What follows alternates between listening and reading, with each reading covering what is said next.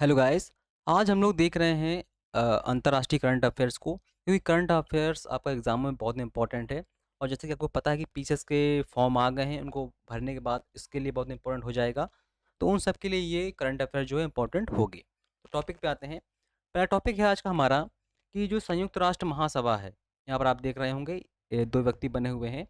तो टॉपिक है संयुक्त राष्ट्र महासभा, यानी यूएनजीए के अध्यक्ष साबा कोरोसी। कौन है साबा कोरोसी?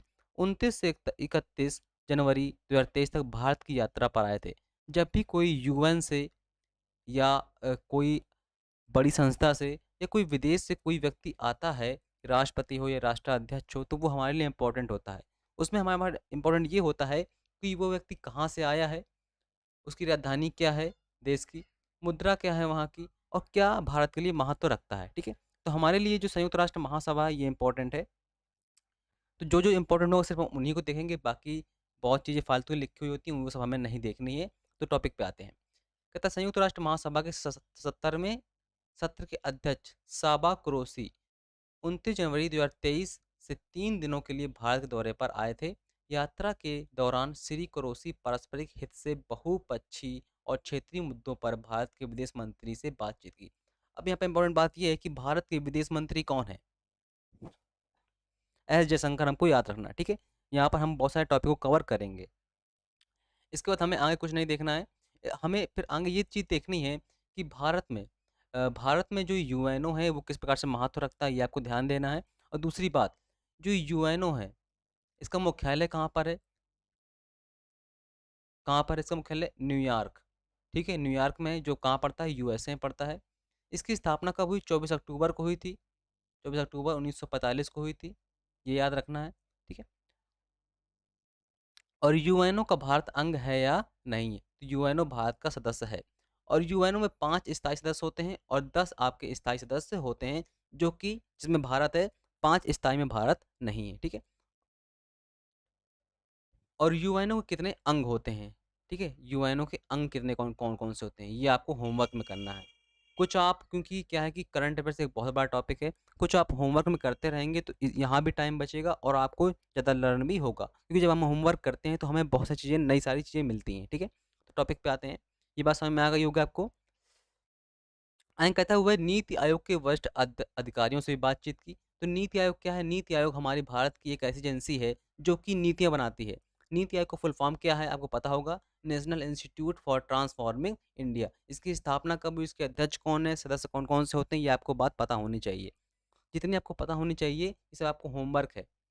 होमवर्क जितना करेंगे उतना अच्छा होगा। ठीक है, इसके अध्यक्ष, नीति आयोग के अध्यक्ष जो होते हैं हमेशा प्रधानमंत्री ही होते हैं। और हाल ही में इसके नए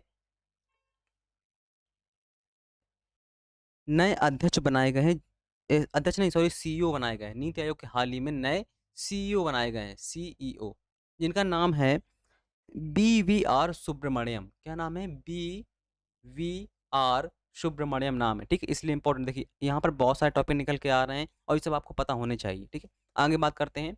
बाकी कोई कुछ चीज़ आपको नहीं देखनी है।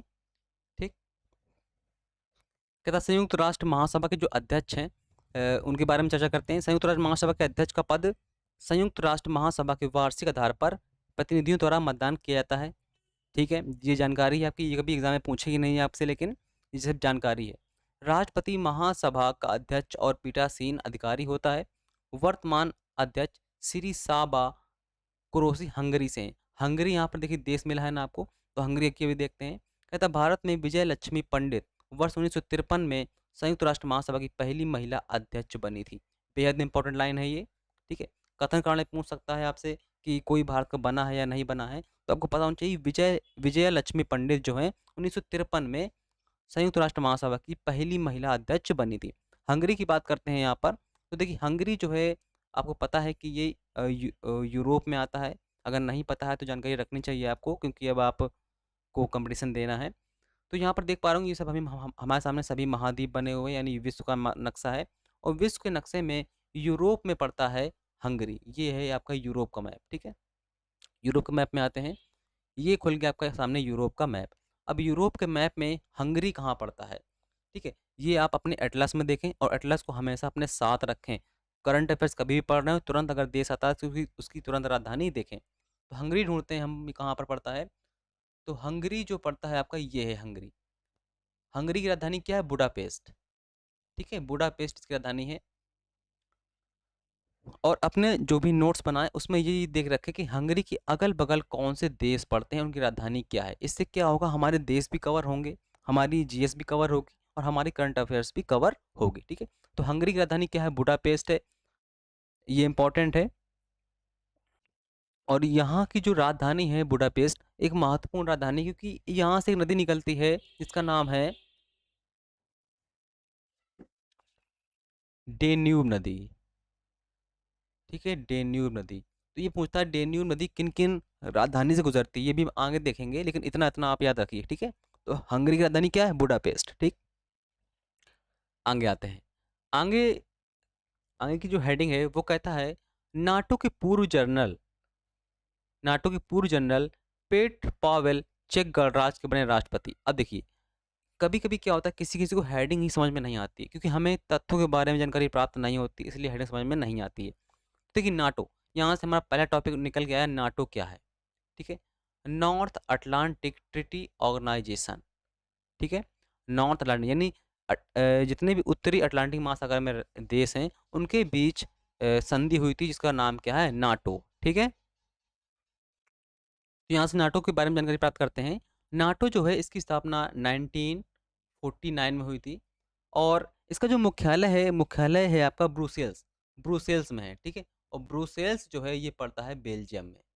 ठीक, ब्रुसेल्स में, यूरोप में ही पड़ेगा। ठीक है, और इसके बाद ये एक मिलिट्री अलायंस है, यानी कि इसमें जो 30 देश शामिल हैं, वर्तमान में 30 देश हैं, तो इसका तात्पर्य ये है कि अगर किसी एक देश पर हमला होता है तो यह माना जाएगा कि उन 30 देशों पर हमला हुआ है, और 30 देश मिलकर उस देश पर हमला करेंगे। ठीक है, तो ये इसका उद्देश्य है, बहुत इंपॉर्टेंट है, बहुत इंपॉर्टेंट है, और इसमें अमेरिका की महत्वपूर्ण भूमिका रहती है। ठीक है, अब आते हैं टॉपिक पे। अब समझ में आया होगा आपको कि नाटो के जो पूर्व जनरल पेट पावेल थे, वो चेक गणराज्य, चेक गणराज्य एक यूरोप का देश है।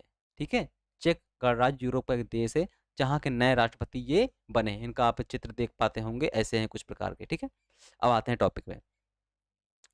तो जो मूल मूल हमारे टॉपिक हैं उनको हम कवर करते ही जा रहे हैं, जो इंपॉर्टेंट नहीं उनको नहीं देखेंगे। ठीक है, तो नए राष्ट्रपति बने हुए हैं, तो हमारे लिए इंपॉर्टेंट हो जाता है कि जो नया देश मिला है हमको, कौन सा? चेक गणराज्य। इसको हम देखते हैं कहाँ पर पड़ेगा। तो ये विश्व का नक्शा देख रहे हैं, विश्व के नक्शे में यूरोप में पड़ता है चेक गणराज्य, और ये कहाँ पड़ेगा? ये हम आ गए यहाँ पर। तो यहाँ पर आप देख पा रहे होंगे चेक गणराज्य जो है यहाँ पर है।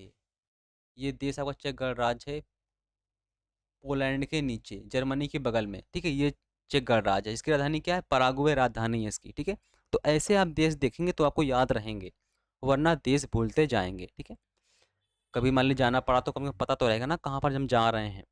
ठीक है, तो ये बात समझ में आ गई होगी आपको कि इतना, इसमें बस इतना ही इंपॉर्टेंट है, और बहुत नहीं इंपॉर्टेंट है, जितना इंपॉर्टेंट होगा सिर्फ उतना ही देखेंगे, बाकी सब नहीं।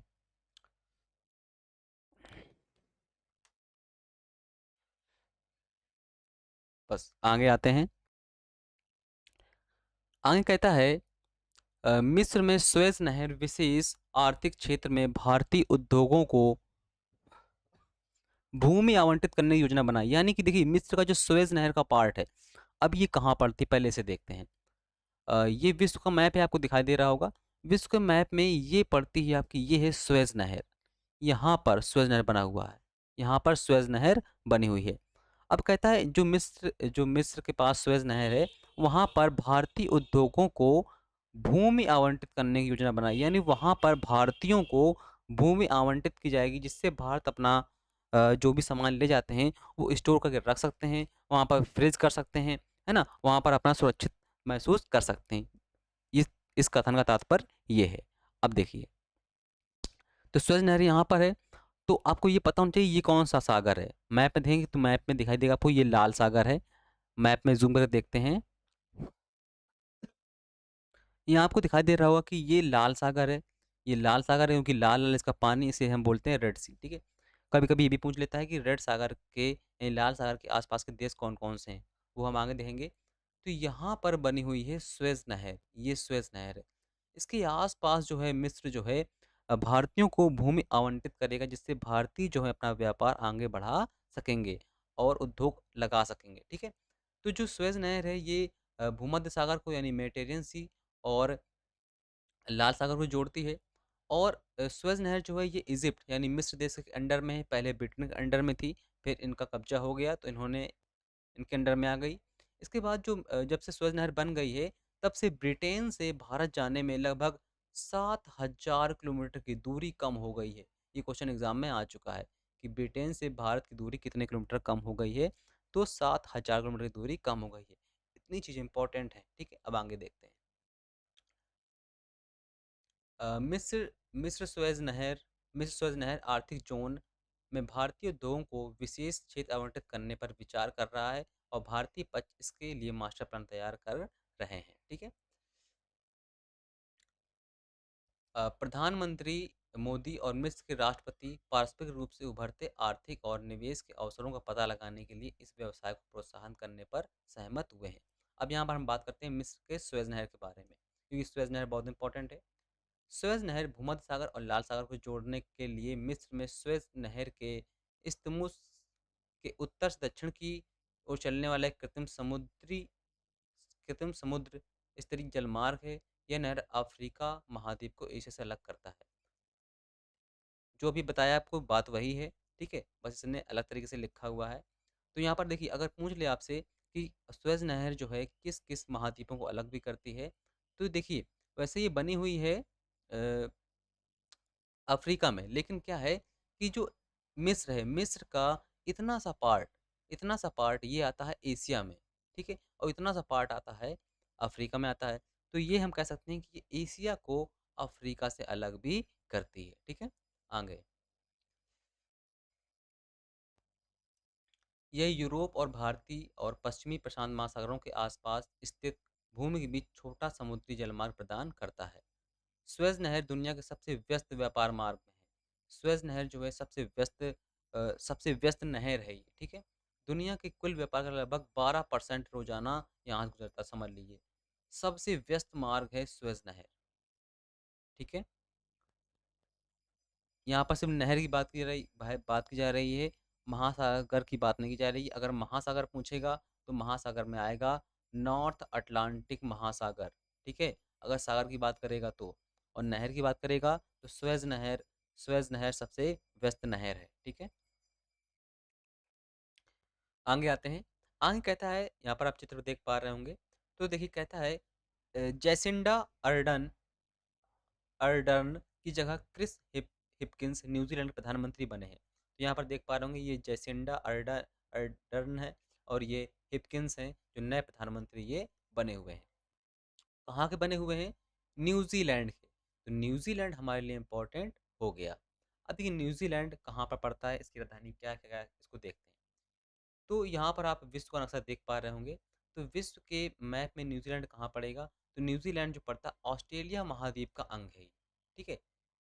ये ऑस्ट्रेलिया महाद्वीप का अंग है। तो ऑस्ट्रेलिया महाद्वीप यहाँ पर ये है। तो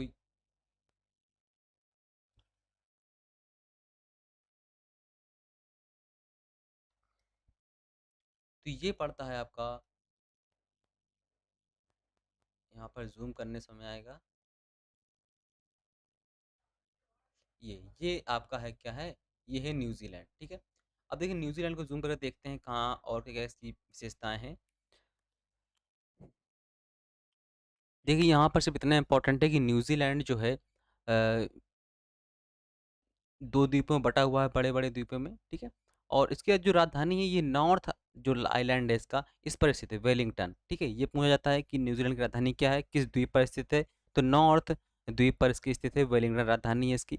इसके बाद यहाँ की जो सबसे ऊंची चोटी है उसका नाम है साउथ आल्प्स, जो कि साउथ वाले द्वीप में स्थित है। बस ये दोनों चीज़ें इंपॉर्टेंट है आपकी। और दूसरी बात इंपॉर्टेंट ये है कि इन दोनों के बीच में एक जल संधि से हम बोलते हैं कुक जल संधि, ठीक है। वैज्ञानिक कुक यहाँ पर गए थे तो उन्हीं के नाम पे रखी हुई है। तो पूछता कुक जल संधि किन किन के बीच में है, तो नॉर्थ न्यूजीलैंड और साउथ न्यूजीलैंड के बीच में है कुक जल संधि, ठीक है। इतना मर्यादा याद रखना है आपको, इसमें इतना ही इंपॉर्टेंट है। आगे कहता है न्यूजीलैंड के शिक्षा मंत्री क्रिस हिपकिंस, जिन्होंने कोविड-19 महामारी की प्रतिक्रिया का नेतृत्व किया, देश के अगले प्रधानमंत्री के रूप में जेसिंडा अर्डर्न की जगह लेंगे। बस इतना ही आपको याद रखना है, ठीक है? बस इतना याद रखना है, बस और कुछ भी नहीं, और जितना बताया देश के बारे में वो याद रखना है आपको। आगे कहता है यहाँ पर वर्ल्ड बैंक का कुछ लोगो दिखाई दे रहा होगा आपको, वर्ल्ड बैंक, और ये तो आप समझ ही गए होंगे पाकिस्तान। कहता है वर्ल्ड बैंक ने कहा पाकिस्तान दक्षिण एशिया की सबसे कमज़ोर अर्थव्यवस्था है। अब देखिए यहाँ पर हमारे लिए बहुत सारे तथ्य निकल के आते हैं। पहली बार निकल के आया वर्ल्ड बैंक क्या है, ठीक है? और पाकिस्तान क्या है? ये 2 चीज़ें हमारे पास निकल के आए, और दक्षिण एशिया निकल के आया। यानी यहाँ पर हमारे पास 3 टॉपिक निकल के आते हैं जिनको हम अभी देखते हैं, ठीक है? अब देखिए पहले हम बात करते हैं वर्ल्ड बैंक की। तो वर्ल्ड बैंक की पहले बात करते हैं।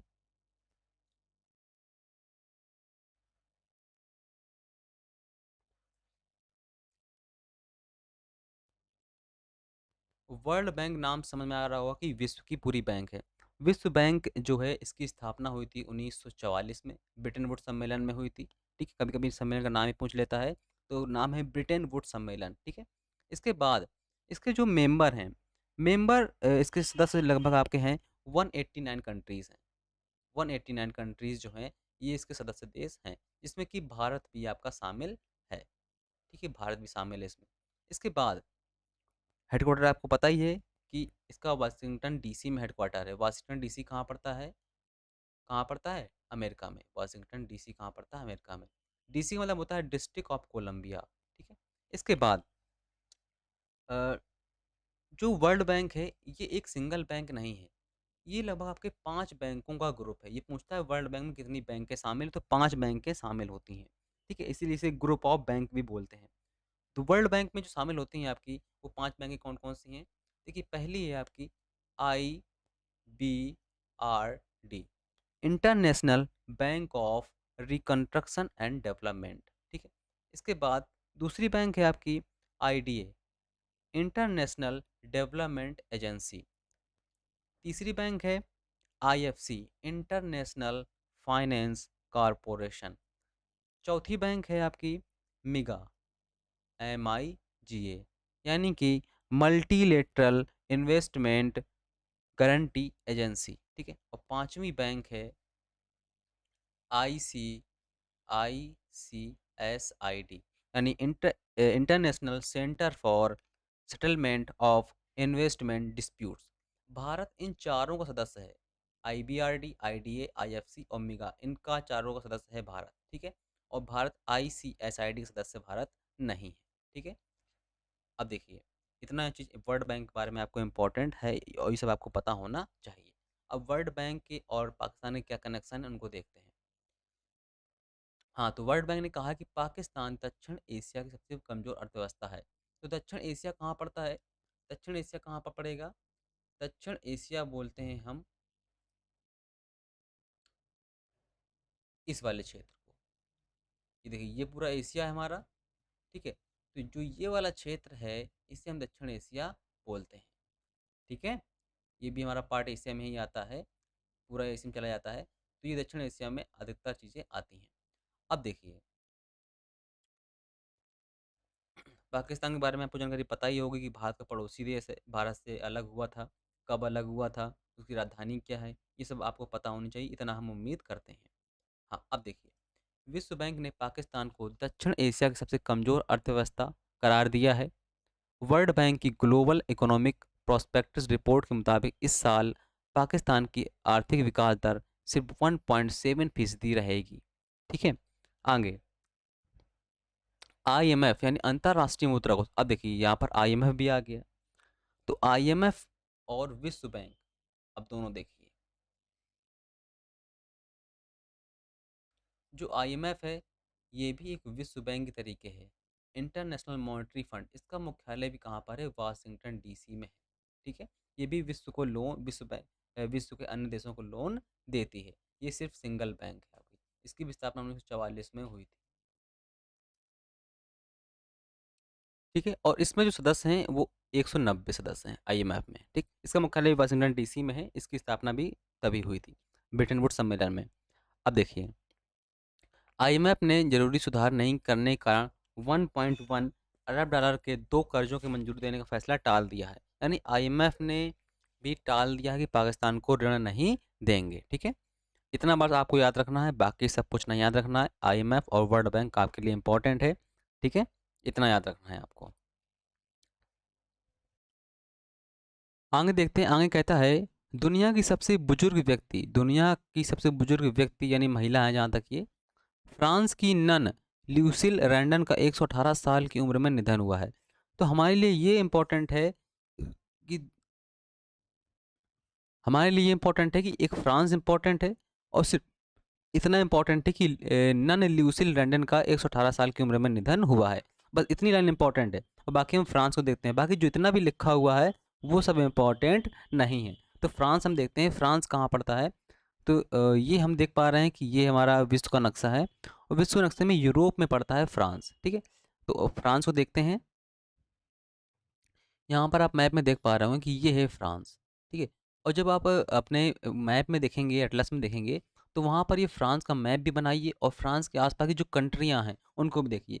फ्रांस की जो राजधानी है वो इम्पोर्टेंट है, पेरिस है। और पेरिस जो है इस सीन नदी किनारे स्थित है। ठीक है, ये सब क्वेश्चन कभी वनडे में पूछ लेता है। ठीक है, और फ्रांस के जस्ट पश्चिम में बे ऑफ बिस्के की खाड़ी है, और इसकी जो सीमा है अटलांटिक महासागर से टच होती है, और यहाँ पर भूमध्य सागर से टच होती है। ये सभी इंपॉर्टेंट चीज़ें होती हैं। ये जितना आप मैप देखेंगे उतना ही ये कंप्लीट होता जाएगा आगे। इसमें सिर्फ इतना ही इंपॉर्टेंट है। ठीक है, बाकी सब आपको नहीं देखना है। आइन कहता है भारत और दक्षिण कोरिया। भारत के बारे में हमको पता ही होगा। दक्षिण कोरिया कहाँ का देश है ये भी देखते हैं। दक्षिण कोरिया की राजधानी क्या है? सियोल है।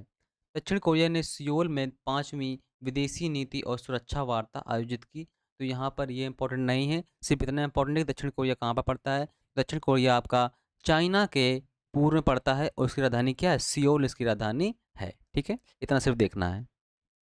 आगे कह रहा है 1961 के बाद पहली बार चीन की जनसंख्या में गिरावट आई है। अब समझ लीजिए, यानी कि चीन में सबसे पहली गिरावट जो आई थी जनसंख्या में 1961 में आई थी। और अब कब आई है? 2023 में इसकी गिरावट आई है। यही बात अगर हम भारत के परिप्रेक्ष्य में पूछे, तो भारत में नकारात्मक जनसंख्या वृद्धि दर कब देखी गई? तो भारत में 1921 के दौरान देखी गई थी। ठीक है, और अब इसके बारे में देखते हैं, ये इंपॉर्टेंट चीज़ें हैं क्योंकि कहता है चीन की जनसंख्या में सबसे बड़ी गिरावट 1961 के बाद दर्ज की गई है। चीन अब नकारात्मक जनसंख्या वृद्धि शुरू हो गई है। चीन में मरने वालों की संख्या जन्म लेने वाले बच्चों की संख्या से अधिक है। चीन यहाँ पर ये नीति अच्छी अपना रहा है कि जनसंख्या कंट्रोल कर रहा है, क्योंकि जितना जनसंख्या कंट्रोल कर लेगा उतना ही ये निर्यात भी कर पाएगा और अपनी अर्थव्यवस्था को मजबूत कर पाएगा, शिक्षा उतनी अच्छी फैला पाएगा। ये काम भारत को भी करना चाहिए, लेकिन पता नहीं कब करेंगे। यहाँ पर तो वोट बैंकों का चीज़ चल रही है। कहता है चीन में 2022 में 95 लाख लोगों का जन्म हुआ, जबकि 104 लोगों की मृत्यु हुई है। बहुत सारे रीज़न रहे हैं, कोरोना वायरस है, वृद्ध भी बहुत लोग थे चाइना में। इसके बाद 2022 में चीन की जन्म दर प्रति 1000 लोगों पर सिर्फ 6.77 थी। ये सब आपको नहीं याद रखना है। ठीक है, ये भी डेटा याद नहीं रखना, लेकिन आपको सिर्फ जानकारी के लिए पता होना चाहिए। चीन की जनसंख्या में गिरावट का मुख्य कारण क्या है? 1980 से 2015 तक के बीच लागू की गई थी एक बच्चे की नीति प्रारंभ की गई थी। और जबकि चीन में 1980 में एक बच्चे की नीति लागू की थी, तब चीन की जनसंख्या 986 मिलियन थी। यानी जो एक बच्चे की नीति थी जो चीन में, ये लागू रही है, और कोरोना आ गया था, इस कारण यहाँ की जनसंख्या क्या है? लगातार घटती गई। चीन की तेजी से घटती जनसंख्या आबादी के पीछे कोरोना महामारी भी माना जा रहा है। चीन का मानना है कि कोरोना की वजह से शादियों में गिरावट आई, जिससे नए बच्चे पैदा नहीं हो सके हैं। अगली लाइन इंपॉर्टेंट है, कहता है संयुक्त राष्ट्र ने पाकिस्तान स्थित अब्दुल रहमान मक्की को वैश्विक आतंकवादी घोषित किया है। देखिए, इनको संयुक्त राष्ट्र संघ ने वैश्विक आतंकवादी घोषित किया है, और जबकि चाइना का सपोर्ट करता है। चाइना कहता है ये आतंकवादी नहीं है, तो इनके पीछे राजनीतिक मुद्दे होते हैं। लेकिन ये इंपॉर्टेंट है कि संयुक्त राष्ट्र संघ ने किसको वैश्विक आतंकवादी घोषित किया है? तो पाकिस्तान स्थित अब्दुल रहमान मक्की घोषित किया है। ये उस समय चर्चा में आए थे जब भारत में 26/11 का हमला हुआ था, आपको याद होगा। 26 तारीख 11वां महीना, 26/11 का जो हमला हुआ था, यानी जो घुसे थे मुंबई में घुसे थे और ताज होटल पर हमला किया था, वही उसी समय चर्चा में आए थे। ठीक, सिर्फ इतना याद रखना है आपको कि किसको वैश्विक आतंकवादी घोषित किया गया है संयुक्त राष्ट्र के द्वारा। आगे देखिए कहता है वर्ल्ड इकोनॉमिक फोरम, ये इंपॉर्टेंट है। वर्ल्ड इकोनॉमिक फोरम की एनुअल बैठक हुआ करती है, दावोस में हुआ करती है। स्विट्जरलैंड में पड़ता है दावोस, स्विट्जरलैंड में पड़ता है। ठीक है, तो कहता है विश्व आर्थिक मंच की वार्षिक बैठक दावोस स्विट्जरलैंड में आयोजित की गई। अब देखिए WEF वर्ल्ड इकोनॉमिक फोरम, ये इंपॉर्टेंट है। वर्ल्ड इकोनॉमिक फोरम का 53वां संस्करण 16 जनवरी 2023 से शुरू हुआ और स्विट्जरलैंड के दावोस में शुरू हुई थी ये बैठक और 20 जनवरी 2023 तक चली थी। तो ये पूछता है WEF की जो बैठक होती है वो हर साल कहाँ होती है, तो स्विट्जरलैंड में दावोस में होती है। ठीक है, और इस बार का जो विषय था वो था बटे विश्व में सहयोग। ये जो वर्ल्ड इकोनॉमिक फोरम होती है यहाँ पर विश्व के नेता आते हैं, बड़े बड़े कंपनियों के CEO आते हैं, वो अपनी समस्याओं को जाहिर करते हैं और नई नई नीतियों का निर्माण करते हैं। ठीक है, देखिए यहाँ पर इस बैठक दुनिया की जटिल समस्याओं के समाधान के लिए, मंथन के लिए विशेषज्ञों, शिक्षाविदों, निवेशकों, राजनीतिक और व्यापारिक नेताओं का एक साथ लाती है। ठीक है, ये वाली बैठक जो होती है ये, इसलिए ये हर साल की जाती है। इसके बाद इसमें इम्पोर्टेंट आए कहता है भारत और फ्रांस के बीच नौसेना अभ्यास। देखिए भारत तो पता है आपको, फ्रांस जस्ट में अभी चर्चा ही की थी हमने कि यूरोप में पड़ता है, कौन कौन से इसके अगल बगल देश हैं, है ना। भारत और फ्रांस के बीच नौसेना अभ्यास हुआ करता है, इसका नाम है वरुण।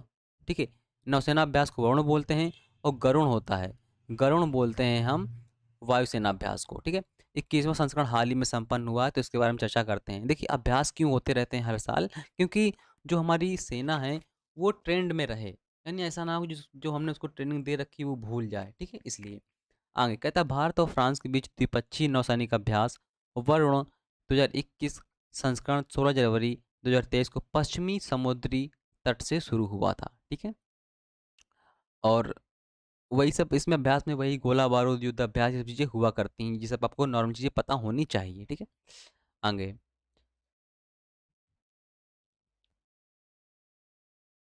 इसके बाद ये इंपॉर्टेंट है कि अभ्यास वरुण के बारे में जानकारी प्राप्त करते हैं।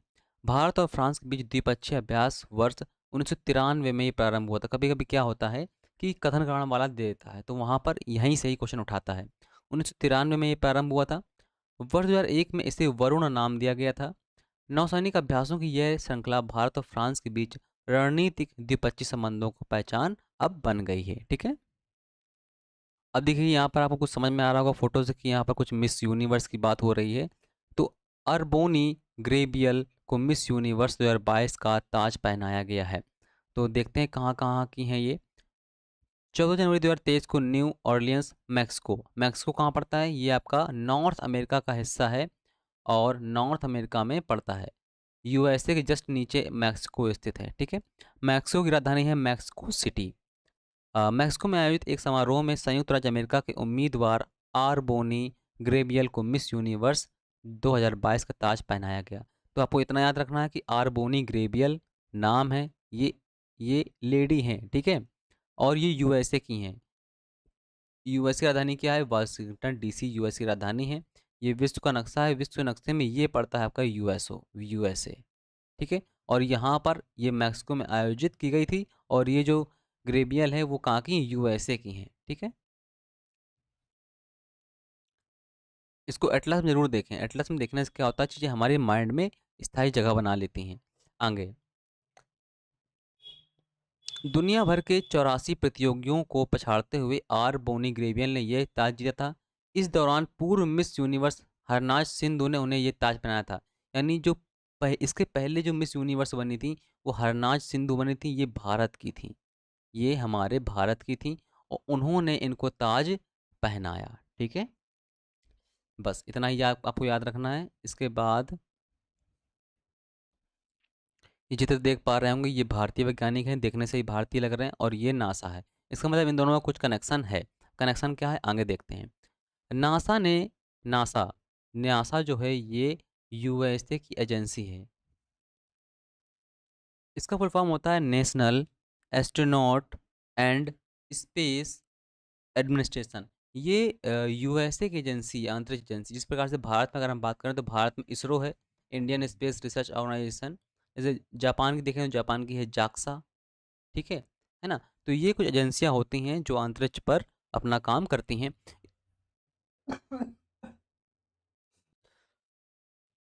तो नासा ने भारतीय अमेरिकी अंतरिक्ष विजेशक AC चरणिया, ये नाम है इनका, ठीक है, को मुख्य प्रौद्योगिकी वित्त नियुक्त किया है। जहां भी देखिए, जहां भी कोई भी विदेश हो, कोई बड़ा देश हो, अगर वहां पर किसी भारतीय की नियुक्ति हो रही है तो हमारे लिए गर्व की बात है, ठीक है। और वो बहुत इंपॉर्टेंट भी, जैसे आप देखें आपकी यूट्यूब के हैं CEO भारतीय ही बना दिए गए हैं, है ना? तो ऐसे बहुत सारी जो बड़े-बड़े एजेंसियाँ हैं, अगर वहाँ पर भारतीयों की नियुक्ति हो रही है, तो ये एग्ज़ाम के लिए बहुत इम्पोर्टेंट हो जाता है। तो अब नासा तो एक बड़ी एजेंसी है ही, तो कहता है भारतीय अमेरिकी AC चरणिया को नासा के नए मुख्य प्रौद्योगिकी विद के रूप में नियुक्त किया गया है और वे वाशिंगटन में एजेंसी के मुख्यालय में प्रौद्योगिकी नीति और कार्यक्रम पर प्रशासक बल प्रशासक बिल नेल्सन के प्रमुख सलाहकार के रूप में कार्य करेंगे। तो आपको सिर्फ इतना याद रखना है कि किन्हें नियुक्त किया गया है और नासा में किनको नियुक्त किया गया है, AC चरणिया को। सिर्फ इतना इम्पोर्टेंट समझ लीजिए। और नासा क्या है, इसरो क्या है, जाक्सा क्या है, ये आपको हमने बता ही दिया है, ठीक है। आगे यहाँ पर देख पा लोगे ये कुछ इस प्रकार का पासपोर्ट होता है और ये जापान का पासपोर्ट है। अब देखिए, हेनले पासपोर्ट इंडेक्स, इस ये जो रिपोर्ट आती है वार्षिक में आती है, तो इस रिपोर्ट के अकॉर्डिंग ये पता चलता है कि किस देश का पासपोर्ट सबसे मजबूत पासपोर्ट है। यानी आप दिखाओगे वहाँ पर तो आपकी एक वैल्यू होती है, आपको एंट्री करने देगा वो वाला देश, ठीक है। इंडेक्स में जापान ने अपना शीर्ष स्थान बरकरार बनाए रखा है, यानी शीर्ष स्थान पर नंबर 1 पर कौन है? जापान है। जापान ने दुनिया में सबसे अनुकूल पासपोर्ट के रूप में अपना स्थान बरकरार रखा है, जो 193 वैश्विक गंतव्यों में वीजा मुक्त प्रवेश की अनुमति देता है। समझ लीजिए 193 देश में जापानियों का वीज़ा नहीं लगता है। इतना मजबूत इसका पासपोर्ट है। जापान लगातार 5वें साल शीर्ष स्थान पर, लगातार से 5वें शीर्ष स्थान पर है। अब देखिए कथन कारण कैसे पूछता है कि अ, हाल ही में जारी हेनले पासपोर्ट इंडेक्स के अनुसार जापान प्रथम स्थान पर है। कारण, जापान अपने पासपोर्ट के अनुसार लगातार 5 साल से शीर्ष स्थान पर बना हुआ है। आपको ये पता होना चाहिए कि 5 साल से बना हुआ है कि नहीं है, है ना? तो जब आप पढ़ेंगे तभी आपको पता चलेगा। सिंगापुर और दक्षिण कोरिया संयुक्त रूप से दूसरे स्थान पर हैं। बस इतना याद रखना है आपको। और प्रथम स्थान पर कौन है? जापान है, ये याद रखना है। और भारत का स्थान कौन-सा है? पिछले साल की तुलना में भारत की स्थिति में 2 अंकों में सुधार हुआ है और ये 50वें स्थान पर है। इतना याद रखना है आपको, सिर्फ़ इतनी चीज़ें आपको याद रखनी है, ठीक है?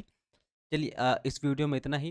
कुछ क्वेश्चन पूछते हैं, उनके जवाब आपको दीजिए और नहीं बनते हैं तो आप उन्हें ज़रूर करिए, ठीक है? क्वेश्चन जो हैं करंट अफेयर्स के ही होंगे, करंट अफेयर्स के और GS के से संबंधित होंगे, ठीक है।